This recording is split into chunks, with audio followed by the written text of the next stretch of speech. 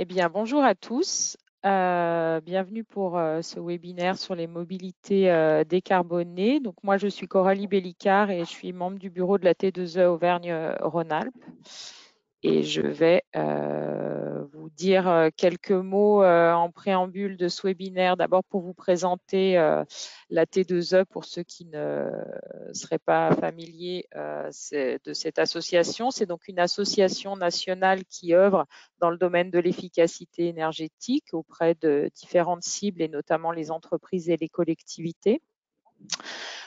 Pour ce faire, elle s'appuie sur différentes structures, notamment des clubs thématiques et des délégations régionales, avec une structuration au niveau national en deux pôles, à la fois efficacité énergétique, dans lequel on retrouve notamment les clubs C2E éco-génération, et puis des programmes aussi qui sont déployés au niveau national, et puis un pôle énergie renouvelable dans lequel on retrouve aussi différents clubs thématiques.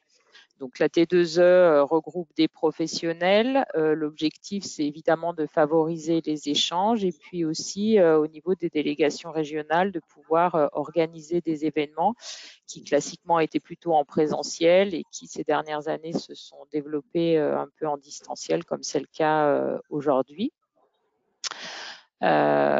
Donc pour ce qui concerne, je vais vous dire aussi deux mots du webinaire d'aujourd'hui. Donc ce webinaire qui est organisé sur les mobilités décarbonées, c'est vrai qu'on est sur un sujet qui est un peu plus connexe à la performance énergétique telle qu'elle est classiquement abordée au sein de la T2E. Mais c'est ce qui nous semblait justement intéressant d'intégrer dans une approche globale de performance énergétique. C'est pour ça pourquoi on a souhaité vous amener un peu sur ce sujet. C'est peut-être aussi pour ça qu'on est moins nombreux peut-être que d'habitude dans ces webinaires, mais en tout cas, on est ravis de vous accueillir. Et l'objectif, du coup, c'est vraiment d'avoir une première vision du sujet, d'acculturation et de vous donner une approche globale à la fois en termes d'enjeux, parce que c'est vrai que c'est souvent une équation assez complexe entre les enjeux économiques, géopolitiques, climatiques, voilà. Donc l'idée pour nous, c'était de vous donner une approche globale de l'ensemble des solutions technologiques qui existent aussi sur le sujet, et puis peut-être ensuite de développer par la suite d'autres webinaires sur le sujet un peu plus spécifiques avec notamment des témoignages. Donc je remercie Anne-Sophie Banz du coup de l'ADEME de nous faire cette présentation, et puis également vous dire que c'est un sujet qu'on a souhaité aborder en co-organisation avec la T2E Auvergne-Rhône-Alpes et Bourgogne-Franche-Comté. On avait eu la même idée et donc du coup on a allié nos forces pour vous parler du sujet. S'agissant en plus d'une version dématérialisée, c'était assez simple pour nous. Voilà pour les petits mots d'introduction. Je ne sais pas si Paul Nusa, du coup, de Bourgogne-Franche-Comté, vous nous rajoutez quelque chose sur Bien la oui, alors T2E. c'est un travail en commun. C'est la deuxième fois qu'on réalise un webinaire en commun. Le premier, c'était sur le décret tertiaire et on avait aussi beaucoup de participants. Un sujet, comment dirais-je, qui attire la curiosité.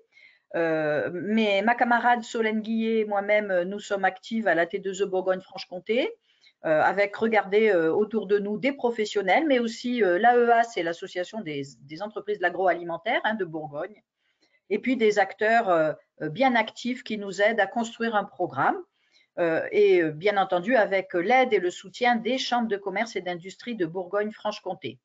Précédemment, vous aviez vu le petit slide. Est-ce que tu vas avoir la gentillesse, Margot, de nous le remettre si tu peux, de la T2E Aura, dont la présidente est Madame Nadine Adra. Et puis, elle est fortement assistée par Jean-François Lucas, qui est bien connu dans la région et ses activités au CETIAT. Et nous tous autour d'elle, eh bien, écoutez, notre objectif, c'est de vous proposer à titre bénévole des animations en présentiel et en visio. Coralie et Anne-Sophie, moi, je veux personnellement vous remercier parce que c'est vous qui êtes à l'initiative de cette jolie présentation pour apprendre. Et comme tu le disais, Coralie, eh bien derrière, on mettra toute notre énergie à faire des témoignages et à faire avancer les entreprises de nos deux jolies régions. Voilà, je crois que j'ai dit ce que j'avais à dire.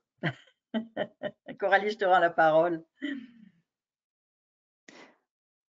Moi, j'ai terminé également, donc je crois qu'on passe la parole à Monsieur Piatek.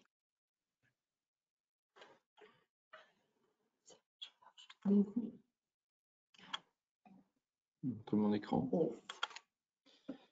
Eh bien, merci Coralie pour cette introduction. Bonjour à toutes et à tous. Je vais prendre quelques minutes pour vous faire une présentation d'ensemble sur la décarbonation. Je ne sais pas par contre si on voit bien mes slides en fait On les voit bien. à l'écran.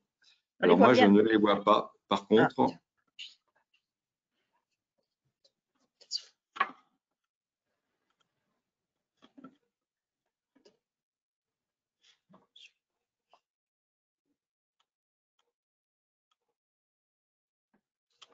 voilà. Merci bien. Oui, voilà. Merci bien, Margot. Oui, donc je vais prendre quelques minutes avec vous pour vous rappeler un certain nombre d'objectifs sur la décarbonation, ainsi que quelques définitions en guise d'introduction directement pour la mobilité décarbonée. En ce qui me concerne, je suis Jean-Marc Piatek, chef du département maîtrise de l'énergie à l'association AT2E. Faire ça, oui. Donc, les objectifs, donc, vous connaissez tous la stratégie nationale bas carbone, donc avec ses objectifs de neutralité carbone à l'horizon 2050. Pour atteindre cet objectif de 2050, eh bien, déjà, il va falloir donc réduire nos consommations d'énergie et notamment en projection en 2050 atteindre 1060 TWh. Pour information, aujourd'hui, nous sommes à 1560 TWh, donc il y a donc des changements à avoir. Nous allons avoir et nous allons donc les aborder petit à petit au cours de ce webinaire. Indépendamment de cette baisse de consommation énergétique, il va y avoir aussi une nécessité de modifier donc le mix énergétique donc, qui est fourni par nos énergéticiens et notamment donc à l'horizon 2050, il est imaginé un mix énergétique qui sera composé à 55% d'électricité décarbonée, principalement du nucléaire ainsi que des énergies d'électricité fournies à partir des éoliennes et du photovoltaïque, etc. Une deuxième partie du mix qui est composée donc pour 37% de la biomasse et des autres combustibles décarbonés, donc le chaleur bois ainsi que tout ce qui concerne les biogaz et la méthanisation. Et enfin, un troisième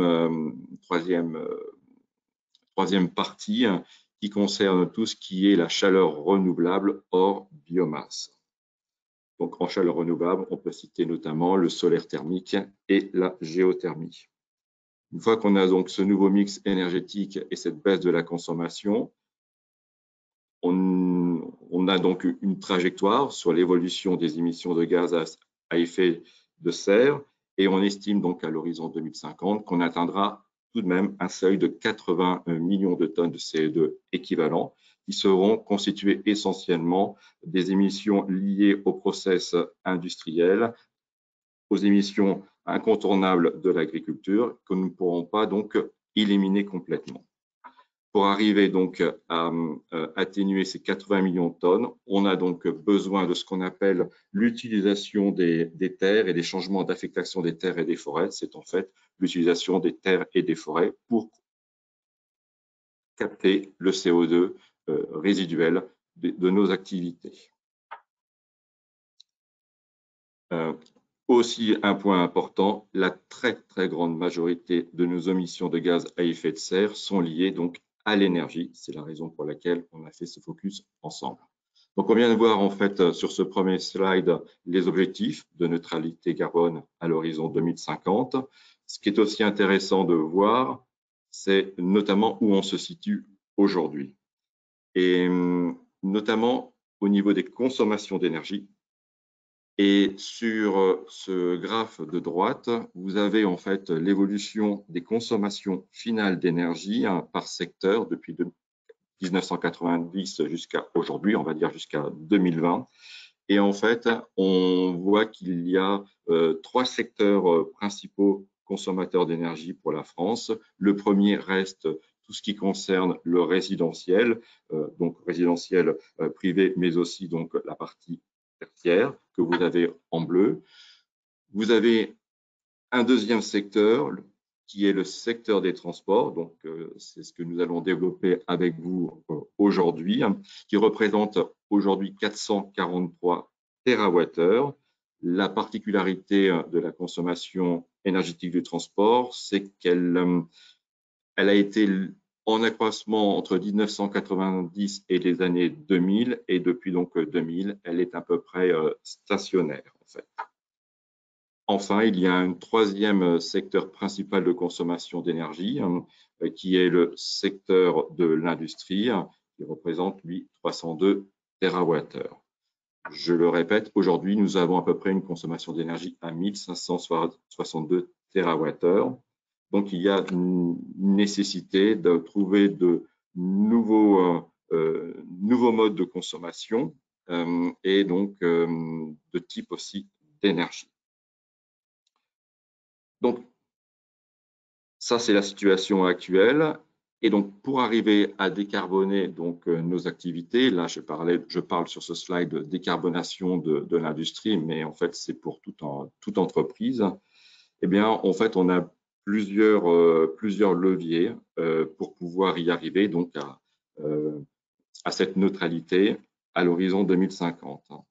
Le premier qui doit être cité, c'est aujourd'hui un mot qui est vraiment d'actualité, mais il ne faut pas l'oublier, c'est la sobriété énergétique. Donc, sobriété énergétique, ça correspond en fait à des réductions de consommation d'énergie liées à nos comportements. C'est aussi donc c'est directement personnel. Et cette sobriété énergétique est liée donc à l'activité de chacun, et c'est aussi savoir se remettre en cause sur le besoin de consommer de l'énergie. Donc, c'est quand même un travail sur soi à faire. Le second levier correspond à l'efficacité énergétique, à ne pas confondre donc avec sobriété énergétique. L'efficacité énergétique, c'est en fait des équipements, cette fois-ci, qui vont être plus performants, c'est-à-dire moins consommateurs d'énergie pour une même production donnée. C'est en fait une augmentation du rendement des installations. Cette efficacité énergétique, elle est souvent obtenue par des changements d'équipement ou bien par pour la mise en place de solutions logicielles ou de dispositifs de régulation plus performants qui vont permettre de réduire les consommations d'énergie. Ces équipements sont plus coûteux. Par contre, les réductions de consommation d'énergie seront plus importantes et aussi sur le plus long terme. Associé à ces deux premiers leviers, on retrouve aussi un levier concernant donc l'utilisation des énergies renouvelables et de récupération, ainsi que tout ce qui concerne la récupération de chaleur fatale, l'électrification des procédés et l'usage de la flexibilité électrique qui correspond donc à un pôle principal de levier pour décarboner. Donc, notamment l'usage des biocarburants se retrouvera donc dans ces énergies nouvelles et renouvelables. Enfin, il y a aussi un quatrième point qui concerne les intrants matières dites alternatives. Ce sont donc des matières moins carbonées ou non carbonées qui vont être utilisées dans la production des produits manufacturés. Et enfin, le dernier levier est celui qui concerne donc le captage du CO2 avec captage naturel par les puits carbone naturels. Ce sont ces fameuses forêts et terres et tout ce qui concerne les dispositifs de CCC-US, donc de captage du carbone et de stockage et d'utilisation du CO2. Donc, c'était une brève introduction sur la décarbonation qui nous permet maintenant donc de rentrer directement dans le vif du sujet sur la mobilité décarbonée. Et donc, je vais céder la main directement donc à Anne-Sophie. Bonjour à toutes et à tous. Alors, attendez, je fais une petite manip pour vous montrer mon écran, la présentation. Merci, Monsieur Piatek, pour cette introduction. Et comme on va le voir ensemble, nous aurons les principes de la décarbonation de l'industrie complètement appliqués au transport et aux enjeux liés au transport. Alors, est-ce que vous pouvez me confirmer que l'on voit bien mon écran? Oui, oui, on voit bien l'écran. On le voit bien, oui. Super, merci, merci. Donc, je me présente rapidement, je suis Anne-Sophie Bans de l'ADEME. Donc, l'ADEME, c'est la direction, l'ADEME, c'est l'Agence de la transition écologique et moi, je fais partie de la direction régionale de l'ADEME en Auvergne-Rhône-Alpes sur le site de Lyon. Donc, on est une agence d'État et nous travaillons sur 3 thématiques principales, l'énergie, la chaleur renouvelable, les villes et les territoires durables et l'économie circulaire. On a une action donc sur ces 3 thématiques en lien avec la recherche, le développement et l'innovation, en lien également avec le déploiement d'études techniques et prospectives et également en lien avec l'investissement lié toujours avec ces thématiques. À bien retenir que l'ADEME est bien en amont de la réglementation. Nous n'appliquons pas les réglementations. Nous sommes en amont, notamment pour trouver et chercher les bonnes tendances liées à la transition écologique et les expérimenter principalement et les massifier. Voilà le rôle de l'ADEME rapidement. Et j'ai la lourde tâche aujourd'hui de vous présenter la thématique des carburants alternatifs, donc une thématique et la décarbonation plus globalement de la mobilité, dans la mobilité. Donc une thématique qui est particulièrement riche et vaste, on va le voir en termes de paramètres, et notamment aujourd'hui qui est particulièrement chamboulé avec les primes de l'énergie qui varient beaucoup. Ce qui fait que aujourd'hui, comme j'ai l'objectif de vous transmettre quelques informations, je ne vous parlerai pas de prix de l'énergie aujourd'hui lié au transport. Ça serait trop long, en fait, pour pouvoir vous le présenter. Donc, voici quelques chiffres liés aux enjeux de la mobilité et des transports. Il faut avoir bien en tête que le mix énergétique aujourd'hui est composé à 92% de produits pétroliers et que le secteur du transport représente le premier secteur des émissions de gaz à effet de serre avec 34%. Et en termes de qualité de l'air, 62% des émissions de NOx, de dioxyde de carbone.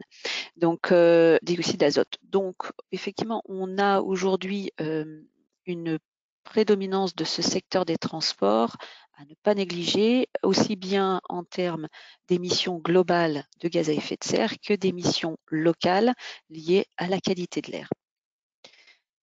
Il y a des évolutions, bien sûr, qui se sont passées dans les 10 dernières années avec la baisse des différentes émissions de polluants atmosphériques. Dans un contexte de hausse du trafic. Donc, on voit qu'il y a de grosses évolutions qui sont faites, notamment au niveau technologique, en termes notamment liés à la norme Euro, qui réduit les émissions de façon obligatoire sur les véhicules. Et puis, suite à ça aussi, le renouvellement aussi du parc de véhicules qui se modifie, et ceci apportant une baisse des différents polluants.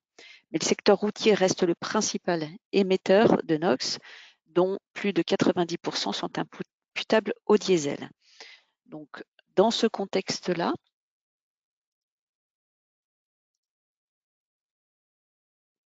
ah oui, j'avais remis une petite slide en fait sur et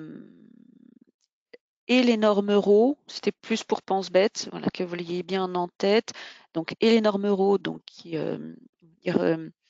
rendent plus exigeants les taux d'émission des différents polluants des véhicules. Vous avez le petit tableau ici. Et puis, au regard de ça, les vignettes critères, puisque ces vignettes donc, correspondent à la mise en place de zones à faible émission dans certaines agglomérations et permettent de cibler les différents véhicules qui seront acceptés ou non dans ces zones qui sont vraiment contraintes en termes d'émissions de polluants et notamment en termes de NOx. Donc, vous avez les différentes catégorisations qui sont présentées ici. Alors là, on va retrouver des éléments qui ont déjà été évoqués par M. Piatek en lien avec la décarbonation de l'industrie. Eh bien, on va reprendre les mêmes sur le transport. Donc, on est dans le transport, dans la domaine du transport, dans une équation complexe parce qu'il y a un ensemble de leviers existants pour diminuer les impacts du transport et qui sont à adapter en fonction de la cible, véhicules légers, véhicules utilitaires légers ou poids lourds. Donc, il y a plein de paramètres qui se croisent et en fonction des objectifs, ou des objectifs qu'on se met, à savoir réduire les émissions de polluants locaux ou réduire les émissions globaux de CO2, on va avoir des stratégies qui peuvent être différentes. Pour autant, la façon de réagir ou la façon de mettre en place une stratégie liée à la décarbonation dans la mobilité et les transports va être la même que dans la décarbonation de l'industrie. On va commencer par se poser la question de la maîtrise de son activité, et c'est très en lien avec la sobriété. Je n'ai pas réutilisé le terme de sobriété, mais c'est tout à fait ça. Le principe étant de se re-questionner ses besoins. A-t-on besoin de telle ou telle activité de transport pour pouvoir répondre aux besoins de mon client, par exemple? Donc, on va avoir un certain nombre de leviers qui vont permettre de se poser les bonnes questions en premier sur comment maîtriser et être plus sobre en termes de transport et de mobilité, limiter ses déplacements, massifier avec des centres urbains, des hôtels de logistique urbaine ou avec des véhicules de plus grande capacité, par exemple pour des livraisons plus massifiées en points relais, par exemple. Et optimiser ses émissions de gaz à effet de serre en tant que transporteur dans son activité. Pour ça, il existe un outil très intéressant qui s'appelle la charte Objectif CO2, qu'on appelle aussi le programme EVE, Engagement volontaire pour l'environnement, qui est un programme C2E qui permet aux transporteurs, mais également aux commissionnaires et aux chargeurs, de réfléchir sur leur existant et d'améliorer leur existant en termes d'émissions de gaz à effet de serre. Comment réduire leurs émissions de gaz à effet de serre avec leur existant. Donc ça, c'est vraiment un programme qui est très structurant dans la thématique transport. La deuxième chose à faire, c'est reporter ou être plus efficace. Pour ça, dans le transport, on a des solutions qui vont être liées à choisir des alternatives plus vertueuses. Ça dépend de quoi on parle, si on parle de particuliers ou de professionnels, mais pour les professionnels, on va être sur du vélo cargo, on va être sur de la mutualisation de véhicules utilitaires légers, on va être également sur de la multimodalité, du ferroviaire et du fluvial associé à la route, par exemple. Donc, on a plusieurs façons de reporter. Et puis, en troisième, on va parler de l'amélioration et d'améliorer, c'est-à-dire comment changer sa motorisation en fonction des usages. Souvent, on a tendance à ce qu'on constate en tout cas sur le terrain, les entreprises ont tendance à passer à la troisième étape directement et c'est pas une bonne chose pour plein de raisons, mais en tout cas notamment sur le changement de motorisation, c'est pas la seule façon. La technologie n'est pas la seule façon de réduire ses émissions locales ou globales. Donc il faut effectivement passer par ces deux premières étapes qui sont de la sobriété et l'efficacité avant de penser au changement de motorisation. Pour autant, une fois qu'on veut changer de motorisation, on a des solutions qui vont s'offrir à nous. Je vais vous les détailler plus dans le déroulé de ma présentation, une par une, et vous verrez que pour ces différentes énergies proposées dans le transport, il n'y a pas de solution unique et miracle. On va avoir des solutions qui vont devoir s'adapter aux besoins et à l'usage de transport que l'on doit faire. Un petit focus aussi sur un site qui existe qui s'appelle Verdir ma flotte. C'est un site, c'est un outil d'aide à la décision qui est assez nouveau, que je vous conseille d'utiliser si jamais vous voulez avoir un premier niveau d'information sur un changement de motorisation, par exemple. On vous demande de rentrer dans ce petit outil d'aide à la décision le type de véhicule que vous souhaitez sur lequel vous souhaitez travailler, le kilométrage annuel, la mission du véhicule, est-ce que c'est de l'urbain, de l'autoroute, du périurbain, et on vous donne des informations liées au TCO, donc le coût de possession du véhicule global. On vous donne des informations en fonction des grammes CO2 par kilomètre et de la vignette critère si vous souhaitez, si vous passez à telle ou telle énergie. Donc, je vous invite à l'utiliser sans problème. Et puis, on pensera également dans le changement de motorisation, pas qu'à changer un véhicule un pour un, mais au rétrofit.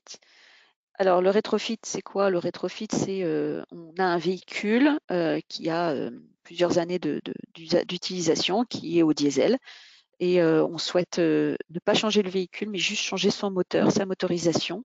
Et je vous en reparlerai un tout petit peu plus en détail tout à l'heure, parce que j'ai 2 slides sur ce sujet-là. Et c'est vrai que ça peut être une solution particulièrement intéressante et vertueuse environnementalement parlant pour dans un contexte où on a voilà, des contraintes, notamment en termes de matière, et que l'on souhaite optimiser finalement l'existant de ce que l'on a plutôt que de le changer du 1 pour 1. Donc, on a 2 objectifs principaux que l'on va rechercher en mettant en place cette stratégie de sobriété-efficacité améliorée. Les objectifs principaux en termes de transport, ça va être de décarboner ces transports et de permettre une relocalisation de la production des énergies sur nos territoires. Aujourd'hui, on connaît, au vu du contexte géopolitique, la problématique de la dépendance énergétique en termes d'énergie, mais surtout liée au transport. Par conséquent, aujourd'hui, on réfléchit à des solutions qui permettent de relocaliser, d'avoir beaucoup plus la maîtrise de cette production d'énergie et de relocaliser la production de ces énergies de mobilité sur nos territoires. Et on va également, comme autre objectif, chercher à réduire les émissions de polluants locaux. Et ça, c'est très en lien avec la stratégie liée au PPA, plan de protection de l'atmosphère, liée aux ZFE, les zones à faible émission, qui ont comme objectif de réduire les émissions locaux, que ce soit les NOx ou que ce soit les particules fines. Donc, en conclusion, en tout cas de cette partie contexte, il n'y a pas de solution miracle en termes de choix d'énergie pour le transport. On peut entendre dire telle énergie pour le transport est la solution unique et miracle. Non, il n'y a pas de solution miracle. On rentre bien dans une logique de mix énergétique dans ce contexte-là, et notamment parce qu'on a un besoin d'adapter l'usage aux besoins et au contexte local. On n'aura donc pas le même usage pour un véhicule utilitaire léger ou la même motorisation pour un véhicule utilitaire léger qui va faire beaucoup de stop and go et de petits kilométrages en ville par rapport à un poids lourd qui va aller faire du transport interurbain. Je me permets aussi de faire un petit, toujours dans cette partie liée à une vision globale des choses, une petite aparté sur les scénarios 2050 de l'ADEME, qu'a sorti l'ADEME. Donc, nous avons 4 scénarios qui ont été travaillés en termes de neutralité carbone, d'objectifs de neutralité carbone. Ces 4 scénarios sont très différents puisqu'ils partent pour le scénario 1 d'une solution où la sobriété est complètement assimilée et quasi l'unique solution, à un scénario 4 qui est complètement basé sur les technologies et des nouvelles technologies qui n'existent pas encore. Donc, l'objectif de ces scénarios était effectivement de pouvoir arriver à cette neutralité carbone en s'appuyant sur différents piliers, la sobriété ou les puits de carbone, qu'ils soient naturels ou technologiques, mais à des niveaux très différents, avec des stratégies très différentes dans ces 4 scénarios. Donc, on le voit, Donc là, vous avez les messages clés sur ces scénarios 2050. Ce que l'on peut retenir, c'est que les 4 voies de ces 4 scénarios sont difficiles à atteindre et nécessitent une planification particulièrement rigoureuse pour arriver à ces objectifs en 2050. Ça, c'est une première conclusion. L'autre, et ce sera la dernière que je mettrai en exergue, c'est que dans tous les scénarios en 2050, l'approvisionnement énergétique repose à plus de 70% sur les énergies renouvelables et l'électricité est le principal vecteur énergétique. Donc ça, c'est également important. Les énergies renouvelables prennent leur place quel que soit le scénario, qu'il soit très sobre ou très technologique. Donc ça, c'est également un message très important à garder. Et si on fait un focus sur la mobilité et le transport, on voit que dans chacun des scénarios, on a une évolution notamment au niveau des marchandises, puisque je vais me focaliser sur les marchandises. On a une évolution du transport de marchandises qui est très différent. Dans le scénario 1, donc très sobre, on a une demande de transport de marchandises qui diminue de 45%. Dans le scénario 4, le plus technologique, on a une demande de transport de marchandises qui augmente de 30%. Donc, vous voyez, avec dans chacun vraiment des stratégies et des virages qui sont très différents.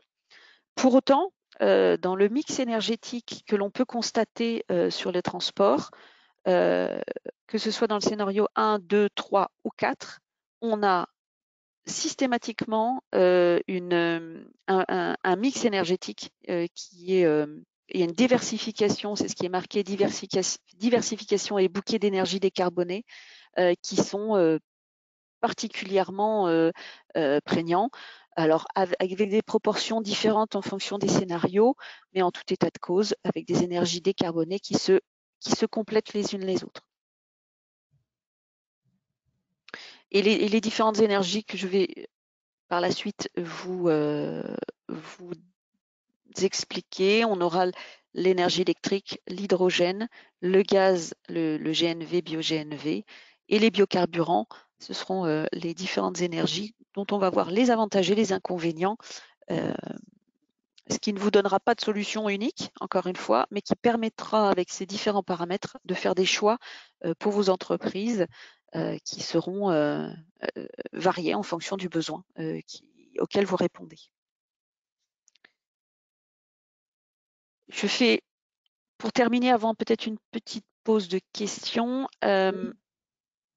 on fait comme ça, je vous parle d'outils que propose l'ADEME.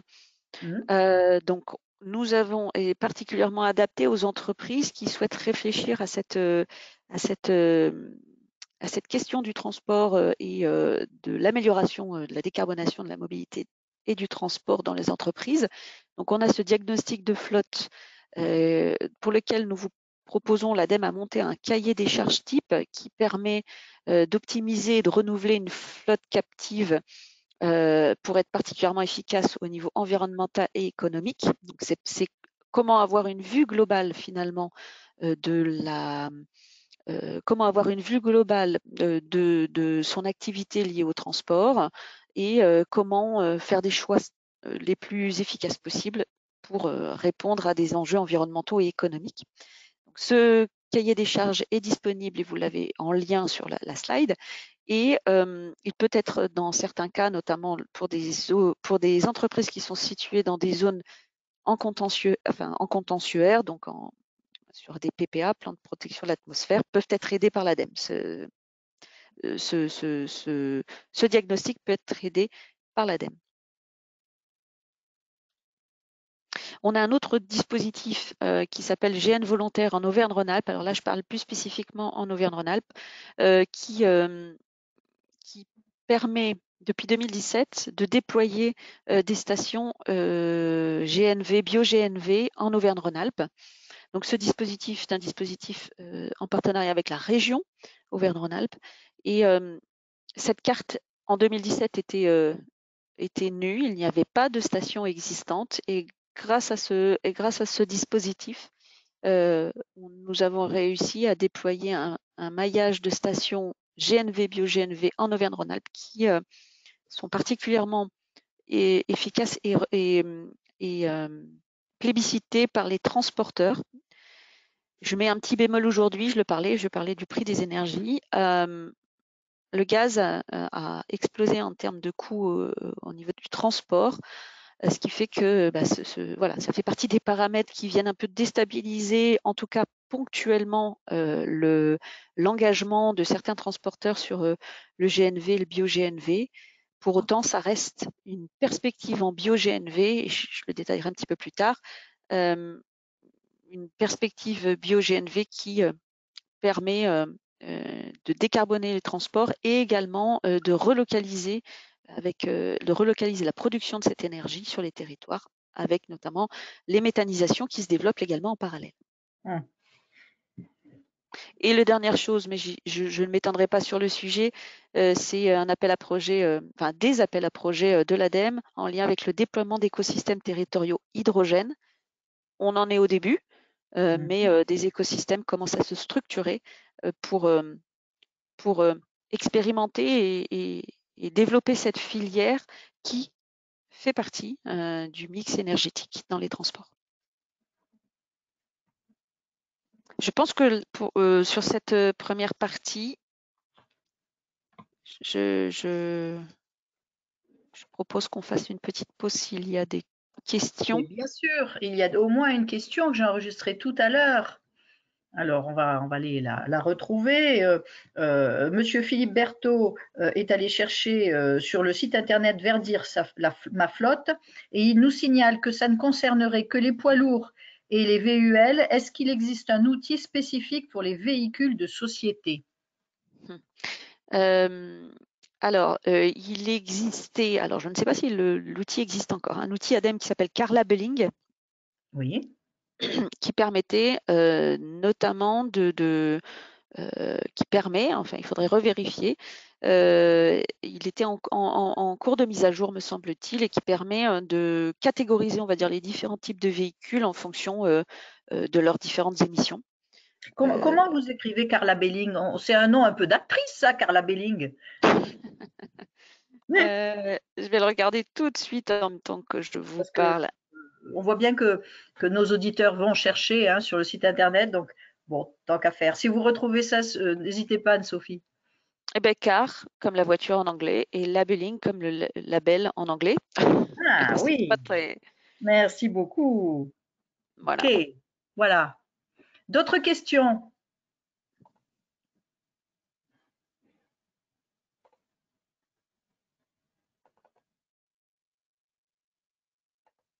Alors, si je peux me permettre, les questions, le chat aussi peut permettre aussi de, si vous le souhaitez, en tant qu'entreprise, mettre aussi en exergue des bonnes idées ou des actions que vous avez réalisées, vous, dans vos structures. Par exemple, est-ce que quelqu'un a déjà fait le diagnostic de flotte dont j'ai parlé? N'hésitez pas, moi je pense que ça peut être aussi intéressant d'avoir ce retour-là pour tout le monde, pour nous, mais également pour les autres entreprises. Alors, Anne-Sophie, il y a une question concernant la définition des e-fuels. Est-ce que vous pouvez juste la réexpliquer, s'il vous plaît? Alors, on le verra tout à l'heure, on a les biocarburants que l'on détaillera un petit peu tout à l'heure dans leur détail.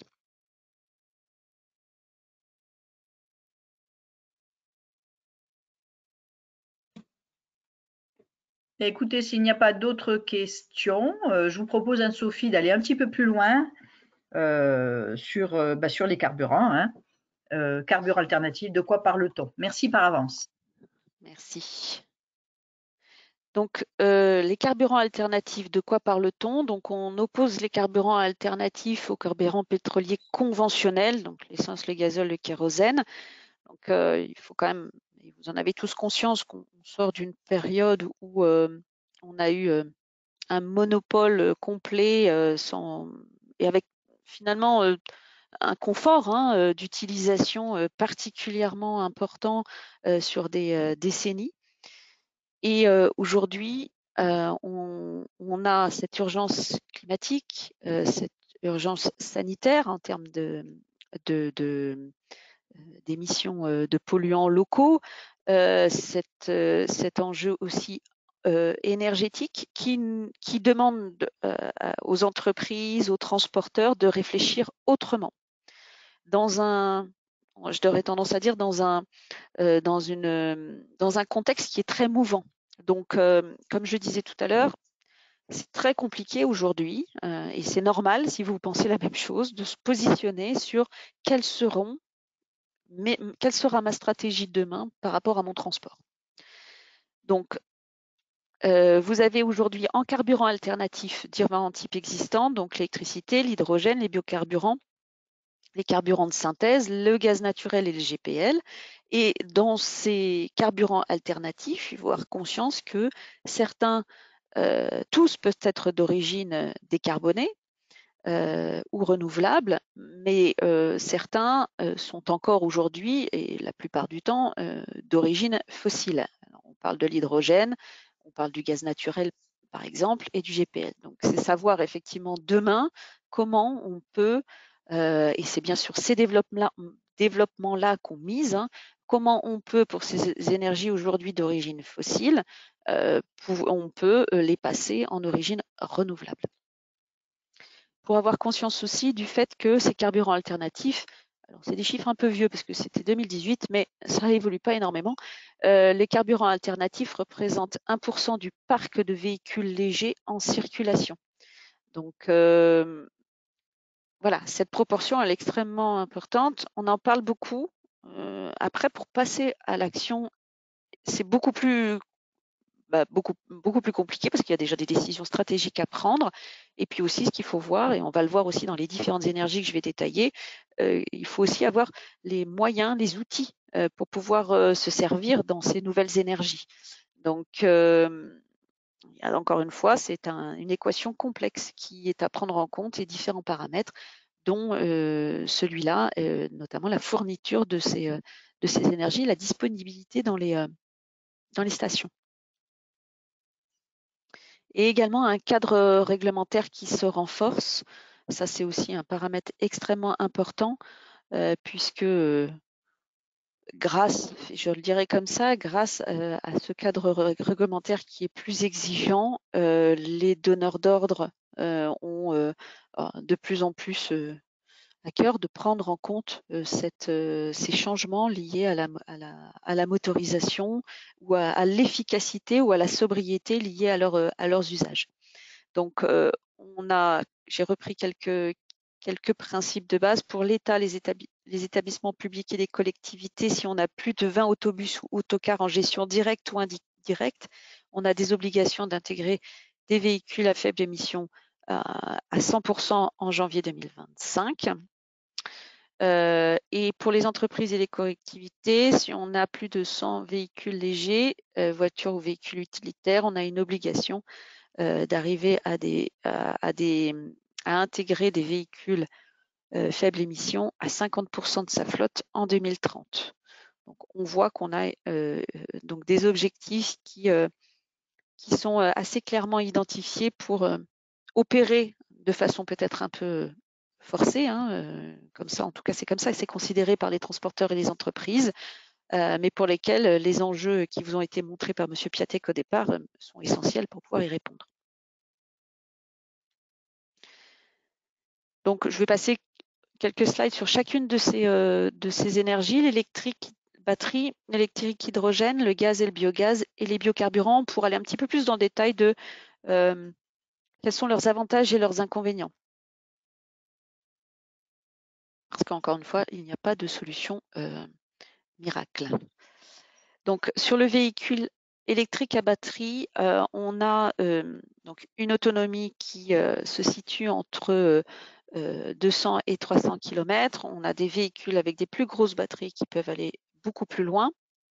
On a des batteries qui peuvent être particulièrement lourdes et qui posent la question de l'intérêt d'avoir plus d'autonomie, parce que plus on cherche l'autonomie, plus on a des batteries lourdes et plus forcément on alourdit son véhicule et plus on a une consommation d'énergie importante. Donc, pour ça, je vous renverrai, si cela vous intéresse, sur un avis de l'ADEME assez récent sur les véhicules électriques, qui permet de remettre en perspective ce rapport entre l'autonomie et les batteries, entre autres. Donc on a cette partie-là. Ensuite, on a la durée de vie des batteries qui est effectivement une question importante et qui a vocation en tout cas à aller vers une durée de vie globale du véhicule pour la durée de vie de la batterie. On a la charge du véhicule électrique qui est très variable en fonction du type de borne que l'on utilise. Ça peut même être moins de 30 minutes pour une recharge de véhicule rapide, ultra rapide, jusqu'à 14 heures en fonction de l'usage, puisque si on a des véhicules qui tournent la journée, je pense notamment aux bus ou aux cars, on a des recharges de nuit qui sont particulièrement plus lentes, mais qui correspondent tout à fait à cet usage, auquel cas on a une charge lente qui est opérée pour ces véhicules-là, ce qui n'est pas possible de faire pour des véhicules particuliers, par exemple. On a de plus en plus de points de charge, ce que je disais tout à l'heure, les infrastructures liées à la recherche des différentes énergies nouvelles et décarbonées conditionnent l'usage l'achat de ce type de véhicule. Donc, en termes de véhicules, en termes de charge, pardon, de points de charge de véhicules électriques, on a un déploiement qui est en cours. Alors après, on peut remettre en cause l'efficacité de ces points de charge, mais en tout état de cause, on a ce déploiement qui est en cours. Et en termes de coûts, on a des prix à l'achat qui sont plus importants.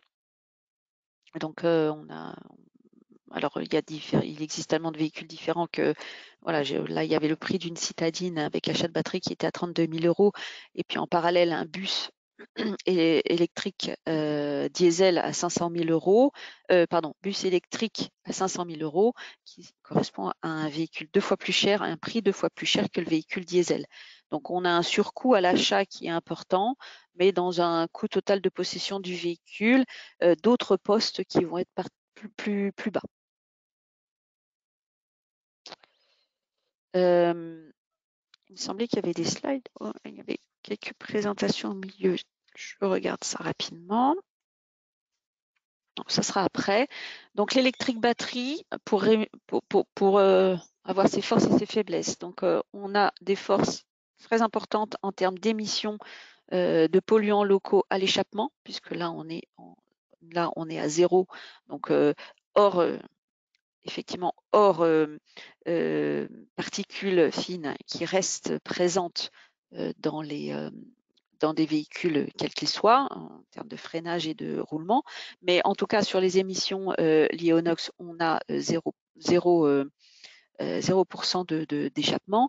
À l'échappement, on a un coût d'usage qui est plutôt favorable. On a une possibilité de participer à la régulation du réseau électrique qui est plutôt intéressante en termes d'usage en mobilité. Et on a aussi une filière qu'on considère mature, puisqu'on a des véhicules qui sont disponibles sur catalogue et on a des points de recharge, des stations, enfin des points de chargement sur les territoires qui se développent. Donc on la considère comme une filière mature aujourd'hui. Les faiblesses, c'est qu'on a une nécessité de s'adapter à l'usage, puisqu'on a des temps de recharge qui sont très différents de ce que l'on connaît aujourd'hui sur des carburants plus conventionnels, et on a une autonomie à gérer dans son usage. Donc, on a un changement de comportement très important à faire sur l'usage du véhicule. On a un réseau de bornes de recharge qui, même s'il existe, n'est pas encore déployé sur tous les territoires. Donc, l'itinérance est faisable, mais de plus en plus faisable, mais reste encore un point à développer. On a un coût d'acquisition du véhicule en tant que tel qui est important, c'est ce que je disais, une criticité des matières premières utilisées dans les batteries qui pose question.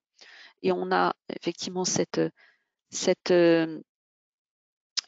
batterie qui est un vrai sujet en termes d'électrique. On a 3 problématiques clés sur cette batterie, à savoir donc les matériaux rares qui la constituent, la fabrication et le recyclage.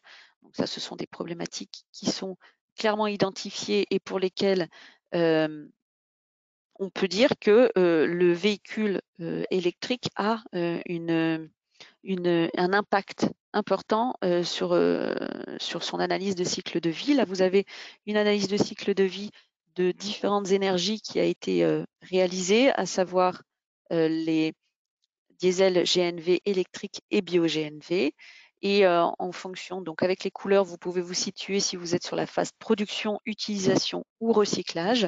Et on a pour le véhicule électrique, notamment par rapport au bio-GNV, un désavantage largement lié à la batterie et au recyclage de la batterie. Donc, en fonction de ce que l'on regarde comme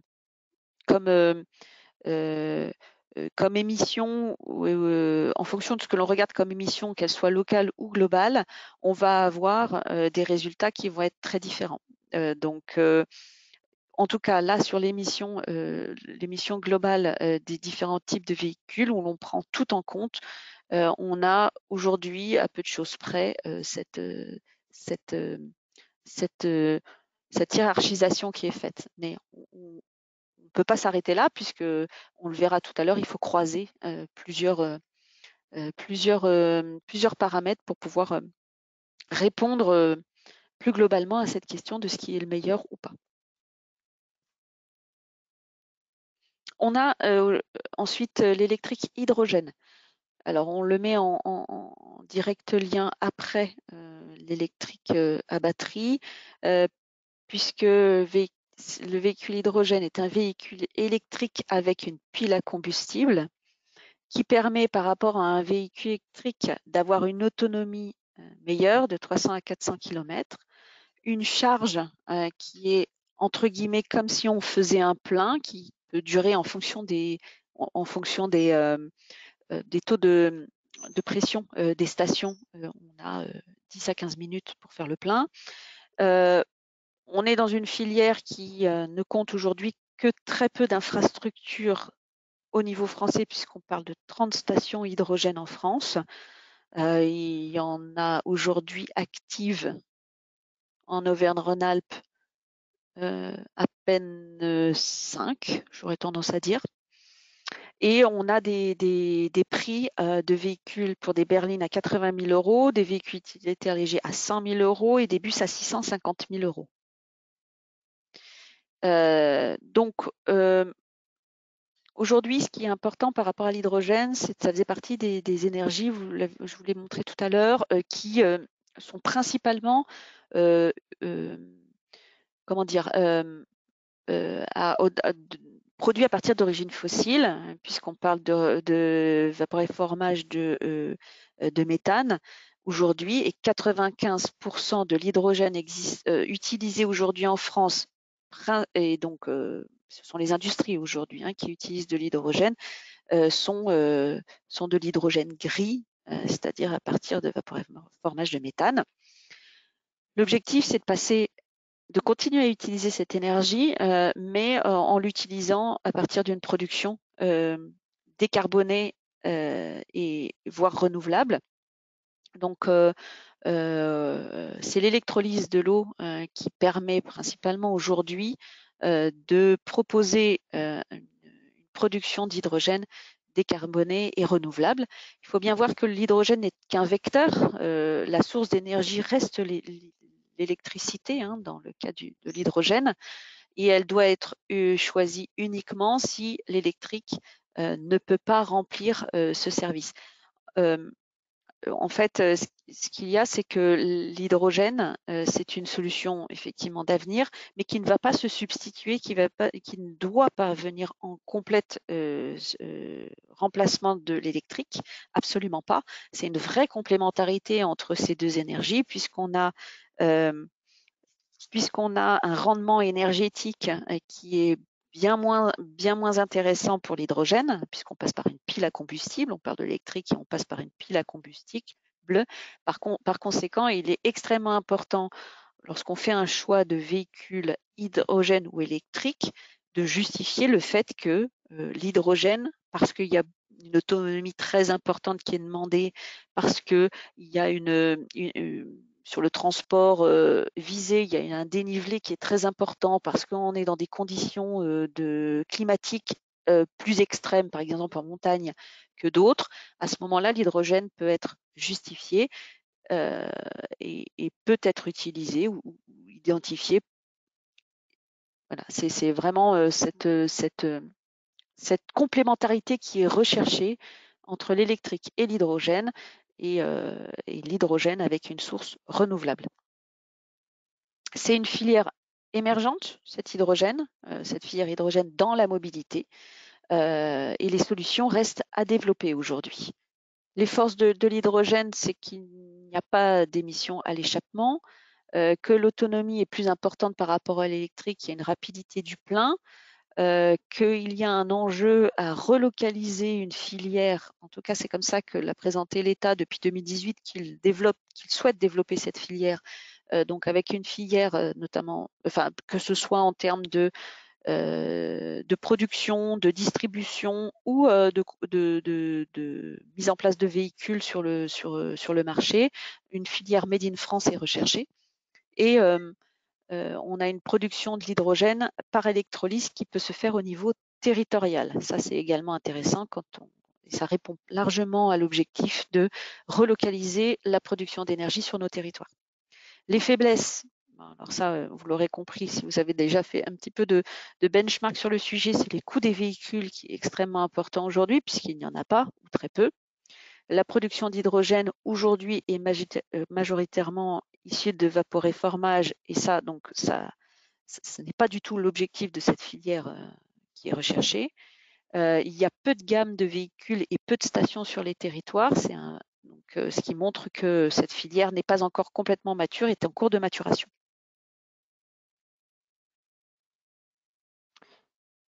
J'ai encore deux présentations de gaz, enfin d'énergie à vous faire. Je le continue, on fait une petite pause. Je ne me rends pas bien compte.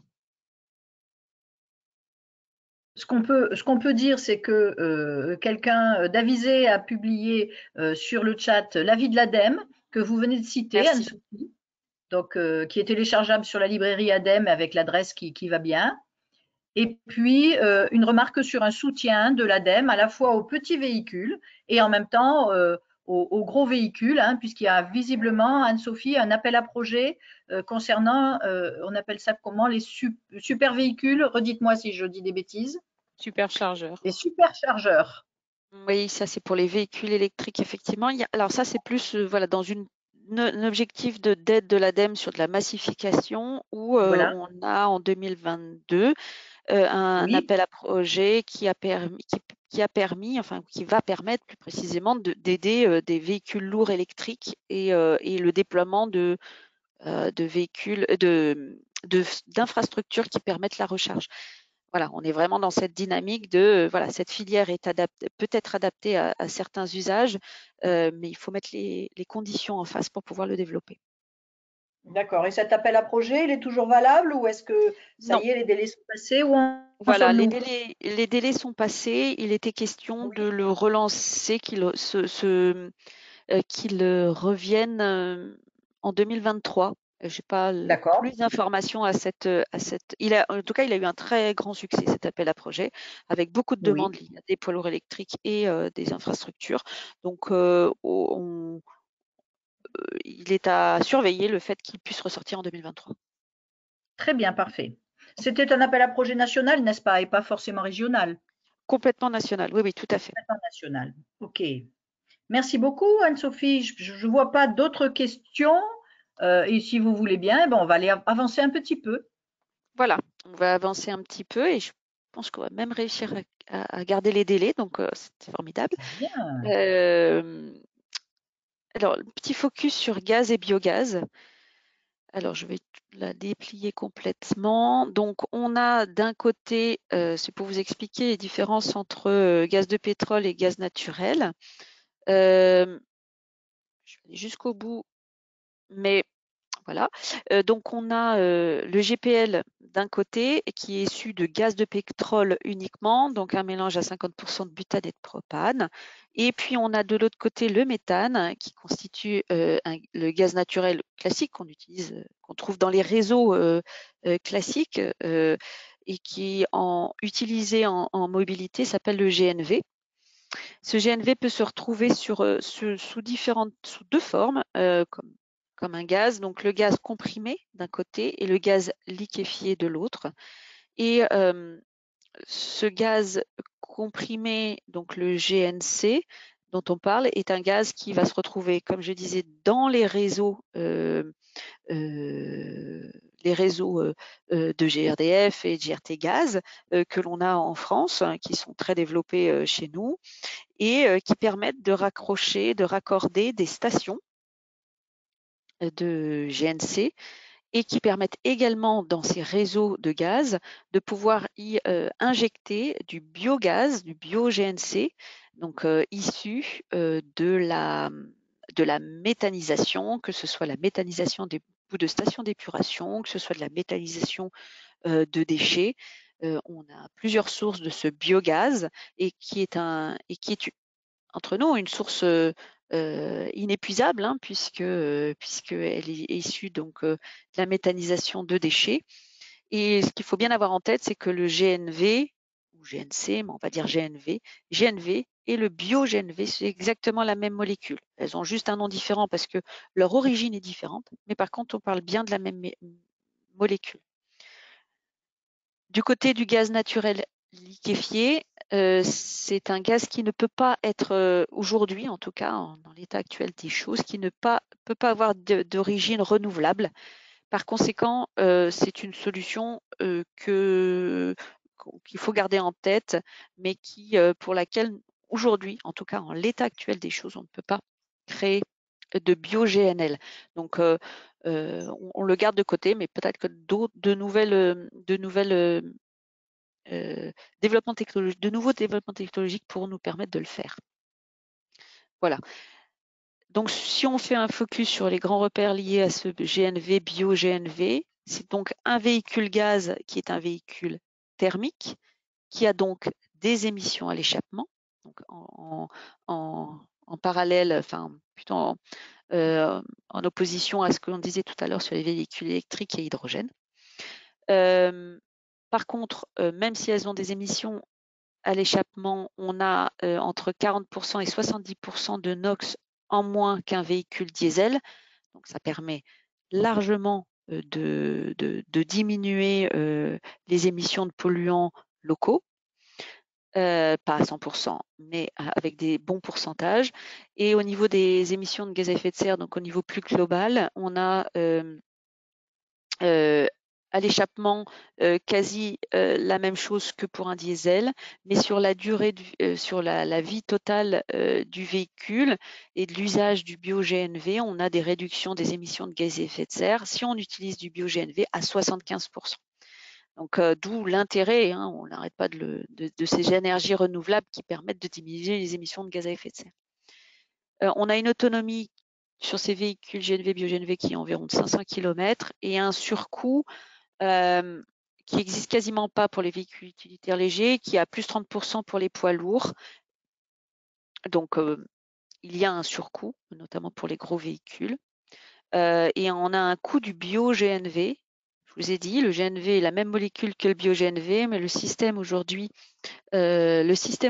de régulation, on va dire, du prix de l'énergie, du gaz, aujourd'hui est fait de telle sorte que le bio-GNV est 10% plus cher que le GNV, et donc indexé sur le cours du gaz. Ce qui n'est absolument pas en sa faveur, c'est ce que je disais tout à l'heure, ce qui n'est absolument pas en la faveur du gaz aujourd'hui, puisqu'il a pris des hausses spectaculaires à la pompe. Donc, ça fragilise aujourd'hui clairement la filière. Le GNV, bio-GNV, on a des véhicules qui ont un bon bilan lié au gaz à effet de serre si on utilise du bio-GNV. On a une polyvalence d'usage des véhicules qui est relativement simple, plus simple par rapport à des véhicules électriques par exemple, et on a une filière qui est mature avec des véhicules existants sur le marché et des stations qui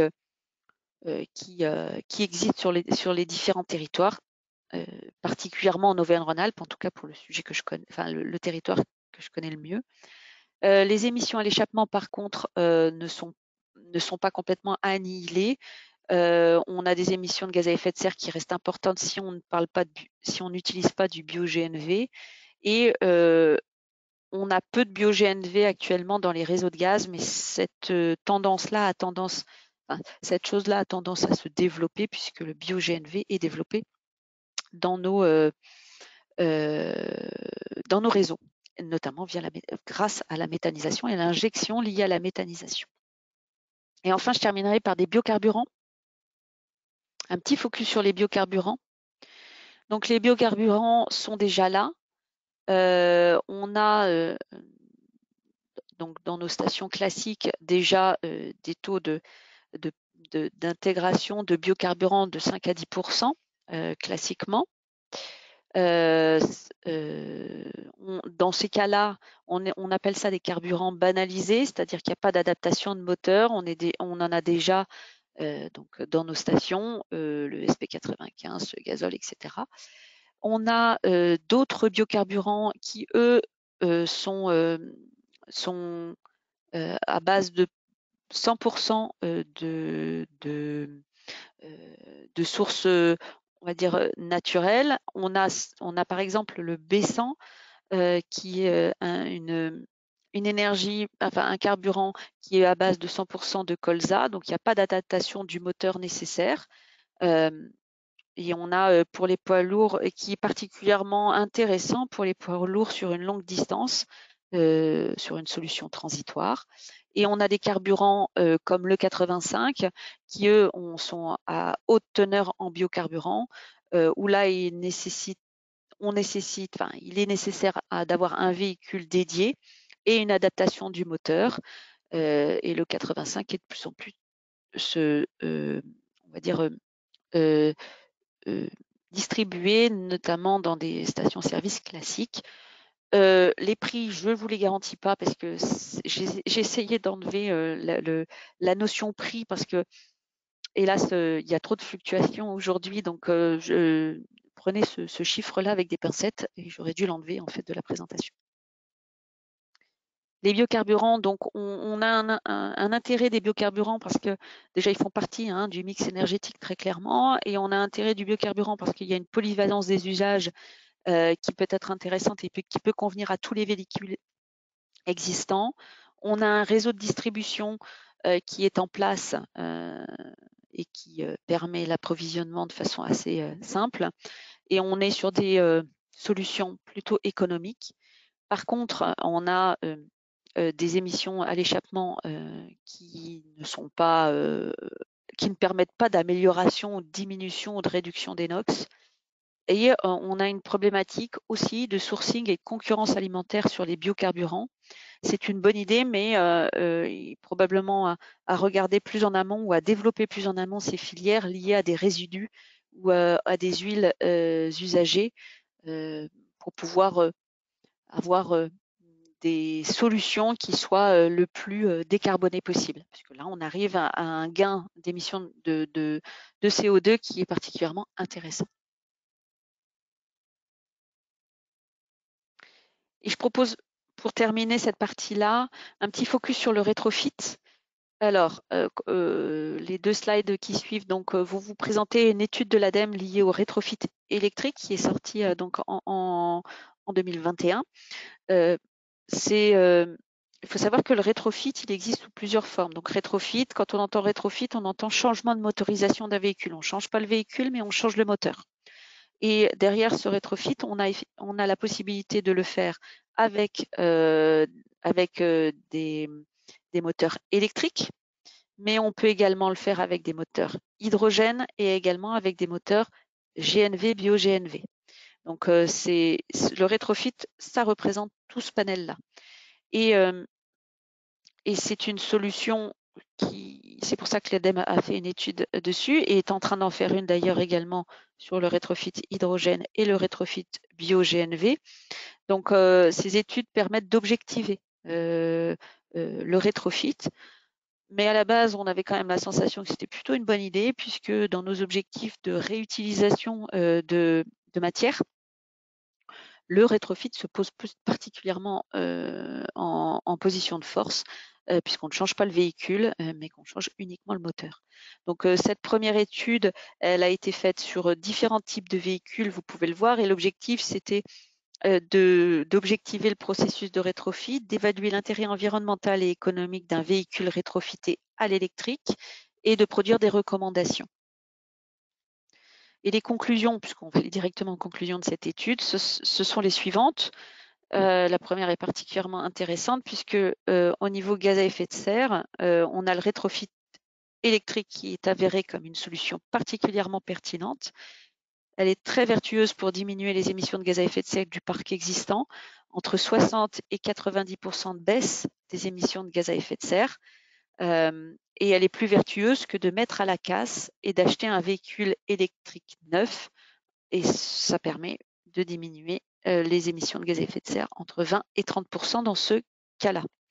Donc on a globalement ce qu'il faut retenir, c'est que le rétrofit est une solution environnementale particulièrement efficace et intéressante.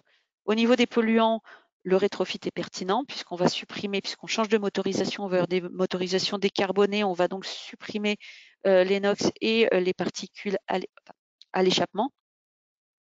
Donc on arrive à réduire, si on a cet objectif de réduire ces émissions de polluants locaux, on a cette solution qui est pertinente.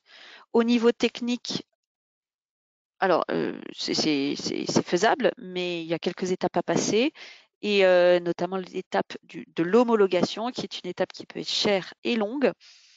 Pour autant, il est important que le constructeur du véhicule initial soit partie prenante plus ou moins proche pour pouvoir déployer cette solution. Et au niveau économique, l'avantage du rétrofit n'est pas évident. Bah oui, il fallait bien que ça ne soit pas la solution miracle. Hein. Je vous ai dit, il n'y a pas de solution miracle. Donc, au niveau économique, l'avantage du rétrofit n'est pas à la faveur de tous les usages. Donc, on a un modèle économique qui semble plus favorable quand la valeur résiduelle du véhicule initial est importante. Par exemple, des véhicules qui sont aménagés et dont l'aménagement a un certain coût, auquel cas il y a beaucoup moins d'intérêt de changer le véhicule, garder le véhicule aménagé et changer son moteur peut être particulièrement pertinent. Si le véhicule roule beaucoup, ça peut être particulièrement pertinent aussi. Là, on pense par exemple à des bus urbains. Beaucoup de rétrofits, que ce soit l'électrique, à l'hydrogène ou au gaz, sont en cours actuellement sur le bus urbain.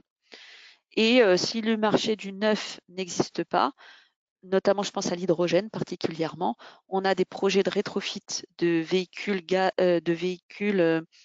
lourds à l'hydrogène. Comme il n'y a pas de marché existant dans le neuf, la solution rétrofit est une solution particulièrement intéressante. Je pense qu'on peut faire une petite pause ici. On arrive tout doucement mais sûrement à la fin du webinaire. J'ai une question. Un participant qui nous dit qu'il n'avait jamais entendu parler du e-fuel. Est-ce que vous nous expliquez un petit peu ce que c'est que le e-fuel? Alors, je pense que je vais avoir du mal à vous l'expliquer. C'est pas forcément évident non plus pour moi. Oui. Là, je pense que en faisant une petite recherche sur le e-fuel, on peut la faire rapidement. Bien sûr. On aura des explications.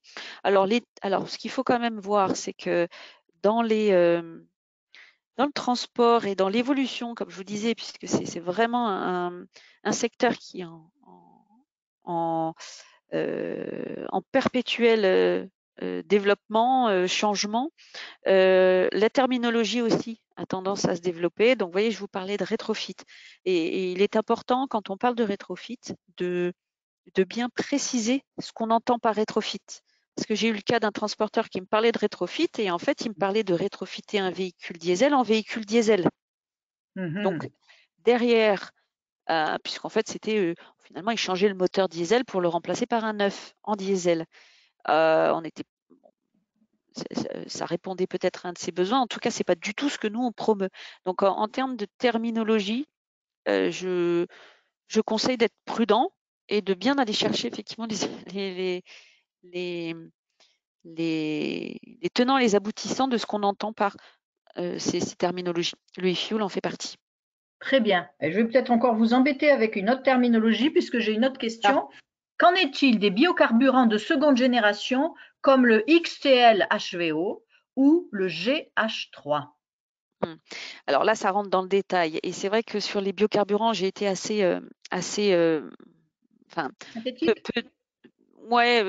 suis pas allée dans le détail parce que il y a les biocarburants de première génération, les biocarburants de deuxième génération.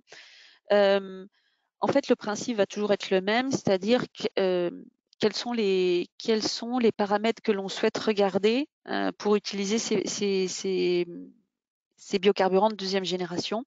Est-ce que ce sont les émissions de polluants locaux qui nous intéressent le plus? Est-ce que ce sont les émissions de gaz à effet de serre? Est-ce que c'est le coût?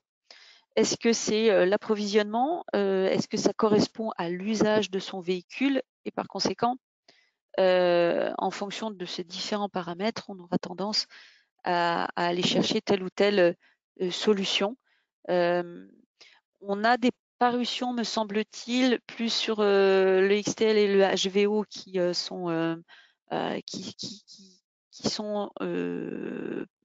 ont été faites par l'ADEME. Je vous conseille d'aller, si vous voulez en savoir un petit peu plus sur ces énergies-là, d'aller sur la librairie ADEME où il y a un certain nombre d'informations et d'études qui sont sorties. Ok, mais écoutez, c'est peut-être aussi la réponse à la question que je suis en train de lire. Anne-Sophie a peut-être sa réponse à la librairie ADEME, mais elle m'avait échappé, pardon, à la personne qui l'a posée. Avez-vous des indicateurs de maturité de chacune des filières et notamment les disponibilités des solutions de ravitaillement par rapport à l'offre des véhicules? Alors, c'est une très bonne question. Vous l'avez vu, c'est un vrai enjeu puisque ça réapparaît dans tous les avantages et les inconvénients des différentes filières. Un indicateur de maturité, non, à ma connaissance, ça n'existe pas. Parce que ça évolue, parce qu'effectivement, ça évolue dans le temps, mais un indicateur pourrait évoluer aussi. Ça n'existe pas. Et c'est très territorial finalement. Et ça dépend aussi de ce que l'on veut faire, c'est-à-dire est-ce qu'on veut faire du transport plutôt local, plutôt régional, plutôt national, en fonction de ce dont on a besoin, on va avoir des problématiques qui vont être très différentes et non à ma connaissance, mais c'est une bonne réflexion, il n'y a pas d'indice de maturité de telle ou telle énergie dans le transport. C'est peut-être à réfléchir. Eh oui. Écoutez, je ne vois pas d'autres questions. Oui, j'avais une question. Les moteurs à combustion interne hydrogène sont-ils inclus dans la présentation? Oui, vous en avez parlé. Les moteurs à combustion interne à l'hydrogène. Alors, c'est pas le point que j'ai développé effectivement. Moi, j'étais plus sur l'électrolyse les véhicules électriques à pile à combustible. C'est une solution effectivement qui existe, qui cherche à se développer sur des moteurs à combustion à hydrogène. Est-ce que ça peut être une solution intermédiaire? C'est une possibilité, mais on est toujours dans le cas d'un moteur thermique dans ce cas-là.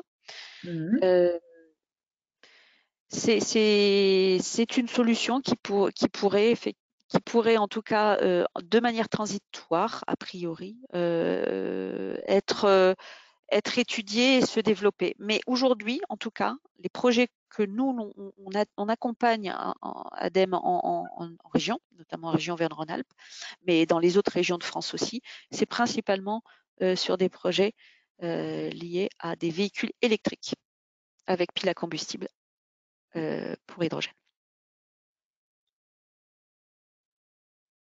Je vous propose de passer quelques minutes et on arrivera à la fin du webinaire, je pense, sur une synthèse et notamment un tableau que je trouve particulièrement intéressant puisque ça résume particulièrement bien la problématique du positionnement d'un choix stratégique en termes de motorisation en fonction des différents paramètres. Et là, en l'occurrence, alors sur la gauche, c'est pour les véhicules particuliers, sur la droite, c'est les véhicules utilitaires légers.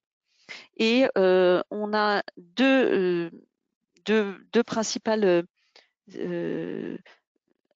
indicateurs qui sont croisés, à savoir l'impact sur la qualité de l'air, donc en termes d'émissions de polluants locaux, et l'impact sur le changement climatique en termes d'émissions de CO2.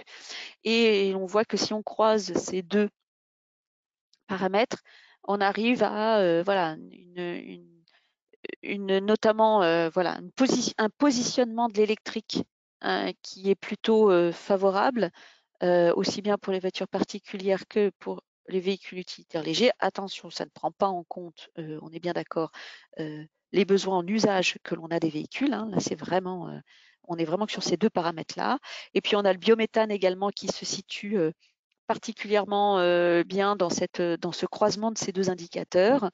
Donc le bio-GNV dont je parlais tout à l'heure, et on voit ensuite le positionnement du diesel qui est forcément plus haut et qui est plus à droite et en haut, et le 85 et le 10 également, mais qui sont quand même en dessous du diesel. Enfin, voyez, ils avaient une vision grâce à ce graphique du positionnement, en tout cas sur ces deux paramètres, des différentes énergies. Sur celui-ci, on va plus regarder les émissions de polluants locaux où on compare les différents carburants alternatifs en fonction des différentes émissions de polluants. Et on voit que sur les NOx, eh bien, on a un avantage largement considérable au gaz et au bioéthanol et à l'essence par rapport au diesel. Finalement, ça reboucle avec ce que je disais tout au début, hein, que les NOx, ce sont les diesels qui, malgré toutes les évolutions technologiques qui ont été réalisées, qui restent vraiment un émetteur principal. Et enfin, la dernière slide, juste pour rappeler quelques points saillants de la vision de l'ADEME par rapport aux différentes énergies. On a l'électrique pour lequel on peut avoir les messages suivants, c'est-à-dire arrêtons la course en avant vers l'autonomie. Sur l'électrique, plus on veut être autonome, moins on est efficace environnementalement parlant. Par conséquent, il y a probablement là plus à opérer un changement de façon de fonctionner avec un véhicule, des changements d'habitude et de comportement par rapport à un véhicule, plutôt que d'essayer de calquer un modèle classique diesel existant sur un modèle électrique. Et un autre point qui est largement en lien avec l'énergie et son utilisation, qui va être piloter la recharge, qui va devenir cruciale. Ça, c'est pour l'électrique. Pour l'hydrogène, le message à bien retenir, c'est que l'hydrogène en mobilité n'a de sens que si elle est décarbonée et produite localement. Dans les autres cas, on oublie complètement l'hydrogène. Enfin, en tout cas, ce n'est pas le déploiement qu'il faut viser. Et l'autre point également qui est très important, c'est que si le service de mobilité peut être rendu par l'électrique batterie, il faut absolument écarter d'emblée la solution hydrogène par rapport à la rentabilité énergétique dont on parlait tout à l'heure. Si l'électrique répond aux besoins, même s'il demande un peu de changer sa façon de fonctionner, il ne faut absolument pas aller vers l'hydrogène. Et par conséquent, l'hydrogène ne remplacera pas l'électrique. Et sur les biocarburants 1 et 2 et le gaz, ce sont de bonnes solutions pour des périodes de transition, voire plus, dans un mix énergétique de long terme. Donc, la place des biocarburants et des gaz dans le mix énergétique est totalement justifiée et intéressant. Et la contrainte à venir sur la ressource avec des concurrences d'usage est particulièrement à surveiller notamment là liées aux biocarburants et à leur concurrence d'usage avec l'alimentaire notamment. Je vous propose de m'en arrêter là et peut-être de prendre quelques questions s'il y en a. Écoutez, Anne-Sophie, je crois qu'on a fait un peu le tour des questions. Il y avait donc une remarque fort judicieuse qui signalait qu'on n'avait pas parlé du bio-GNV, les fameux 20% certifiés Géo, mais vous venez d'en dire un mot. Ouais. Votre avis sur cette certification? Alors, c'est de ma part. C'est les garanties d'origine et Voilà. c'est le taux de garantie d'origine qui existe aujourd'hui dans les réseaux, qui a tendance et qui a vocation à se développer. En tout cas, c'est ce pourquoi on œuvre, notamment avec le déploiement de la méthanisation. Et la question, enfin là, on rentre sur d'autres sujets. La question a été évoquée tout à l'heure, et l'enjeu peut-être de demain, c'est la décorrélation entre le prix du gaz et le prix du bio-GNV. Et puisque aujourd'hui, le biogaz est particulièrement cher, alors qu'il pourrait l'être s'il était décorrélé du prix du gaz fossile, il pourrait être bien plus compétitif de ce qu'il n'est aujourd'hui et le rendrait en énergie de transport bien plus intéressant au niveau économique et au niveau environnemental. Écoutez, à moins que vraiment je fasse mal fonctionner la partie questions, je crois qu'on a éludé toutes les questions, à moins qu'une dernière question surgisse au dernier moment. Je vous propose de rendre la parole à l'organisatrice de cette réunion, qui est notre amie Coralie.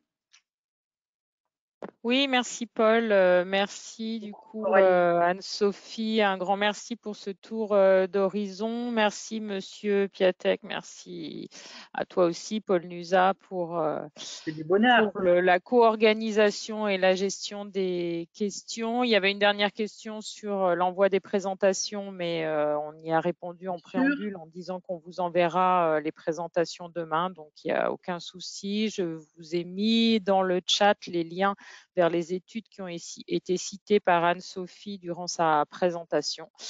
Donc voilà, écoutez, merci à tous pour votre participation. On espère du coup que cette présentation dans sa globalité vous aura donné des idées et des pistes pour aller plus loin vers peut-être des questionnements sur d'autres formes de mobilité. Voilà, je vous remercie tous et je vous souhaite une très bonne journée. Bonne journée à tous et merci d'avoir été présents jusqu'au bout. 35 participants du début jusqu'à la fin. À bientôt.